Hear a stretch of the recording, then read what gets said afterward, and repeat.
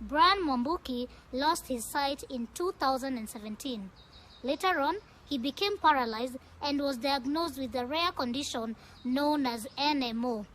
Right now, he has to be on treatment for the next 6 months to prevent permanent paralysis. This is his story. Brian had been prepared well in advance of what to expect from his colleagues and students and had to be brave. To his surprise, everyone seemed receptive and understanding. During the rehab, we had been prepared and we had been told that the world out there is not kind. So as you go out, you must be very brave. So when I went there, I went to that school with bravery. There's some confidence that had been put in us during the rehabilitation process. But at the same time, when I went to TSC and they called the principal of the school, the principal prepared the teachers. So they were ready for me. So when I went there, the teachers received me very well. The reception was very good. So I had been allocated some classes. The challenge was with the students. I went to some class and the student just tells me, "Teacher, you know, I have never even seen a blind man. So I don't even know how a blind man will teach me." Brian has had his fair share of challenges. Some encounters with students taking advantage of his disability to be cheeky in class, but nothing that he could not handle. In each and every class that I had been allocated, we put down the ground rules, how we are going to operate. I told them that one, it is not my wish to be the way that I am, and it would not be good for anyone to take advantage of my situation. So the students have understood me and they have understood what I stand for. Family has played a very important role of supporting him through everything, and this, he says, keeps him going. The family was very supportive, starting from my dad to our last born. They were very supportive, very, very supportive. They were just around me all the time. They were around me, reassuring me of their love, of their support. Whenever I wanted to go to hospital, they would always be there. Someone would always be there to take me to Kitale. When I want to go to MTRH, you would find someone, everybody wanting to take me. They were very supportive, and in fact, they are the ones who really built me up. And at that time, they are the ones who kept coming around me, helping me. A life-changing experience occurred beginning of the year. Brian could hardly understand what was happening to him. I went out to bask in the sun, and I realized something strange. The right leg was feeling that the sun is too hot, I need to get back in the house, but the left leg was not feeling anything. I just ignored it, but I was scared, but I ignored it. When my wife came back in the evening, I told her that today something strange has happened. I want you to warm some water and massage my legs from the knee downwards. She boiled some water and tried to massage my legs. I got so much worried, and things deteriorated very fast. By supper time, I couldn't move.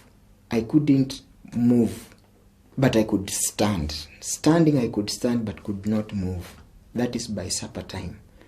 By 9 p.m., the time I go to bed, it had crossed over to the other side, to the right side, the right leg also.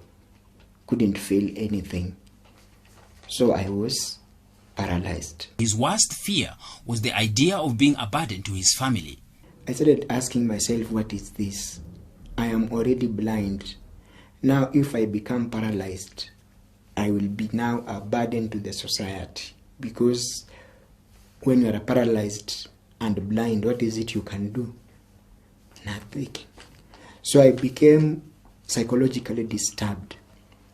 I called the deputy of the school, Mr. Nzioka, a very good man. The next day he came. He would literally carry me like a child, just carries me like this up to his vehicle, takes me to his car, drives me to hospital. And at that time, I had even urine incontinence. Urine incontinence means you just find yourself urinating. Usikii kikuja, unapata tu the clothes are wet. It was so embarrassing. Before my children, I'm urinating in my clothes. I cannot move.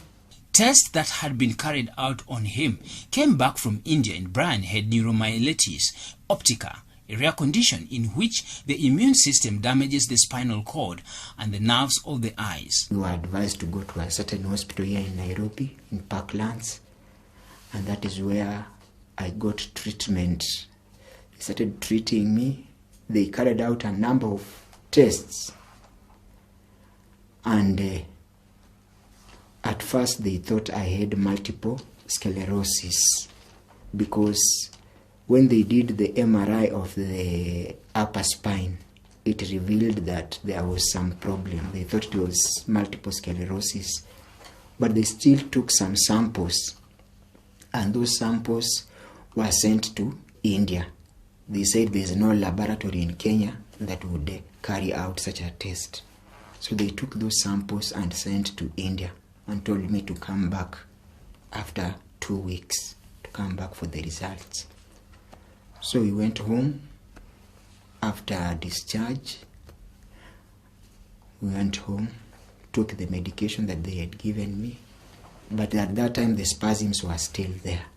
I was still feeling the pain. Then after the 2 weeks, we came back for the results, and unfortunately the results showed that I have NMO, Neuro-Myelitis Optica.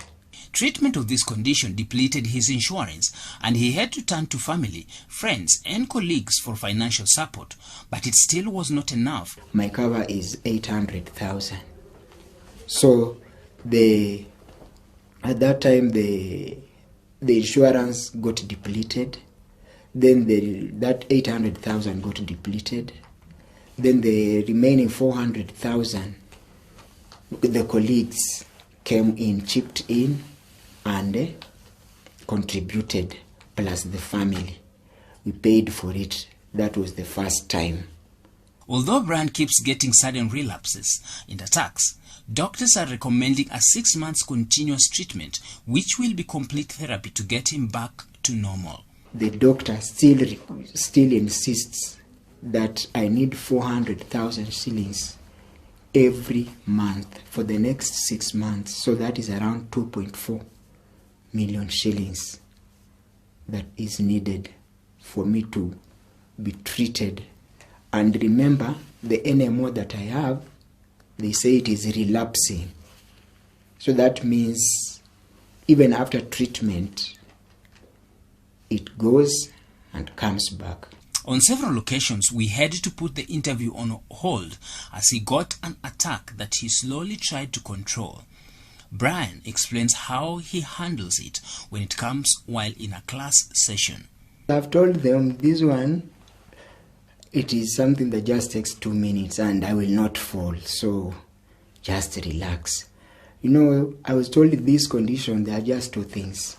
Avoid stress, avoid very cold conditions. The geography and business studies teacher takes pride in producing the best performing class despite his challenges. I had a Form 4 class last year, and that class emerged the best. In my subject, they were the best. So they know that even though our teacher is in this condition, he is still able to perform. Brian is in need of 400,000 Kenyan shillings every month for the next 6 months to restore his health. With all this, I am appealing to any Kenyan or anyone else watching this program in Kenya or any part of the world to come to my assistance. My biggest fear is getting paralyzed and becoming a burden to the society. As I said earlier, I am already blind. I would wish to continue being productive and support my family. We have gone through a very rough time as a family, both at the time I lost sight and at this time when I became paralyzed from April. The colleagues have been there for me, the old boys have been there for me, the school administration, they have tried their best, and I'm appealing to others to come in, other organizations with the CSR. You can come in and support me, at least get this medication for the next 6 months. It is very important. I am unable to raise that amount. Kindly come in and assist, because I would wish to continue contributing positively to this nation. I appreciate that the times are very tough. With the COVID situation, things are tough. But kindly share this message with a friend and another friend and another friend, so that the little they have, they can spare and help me to get back on my feet and continue being productive. If you have information about organizations or maybe experts that can help me in this situation, I wouldn't mind you giving me a call on 0720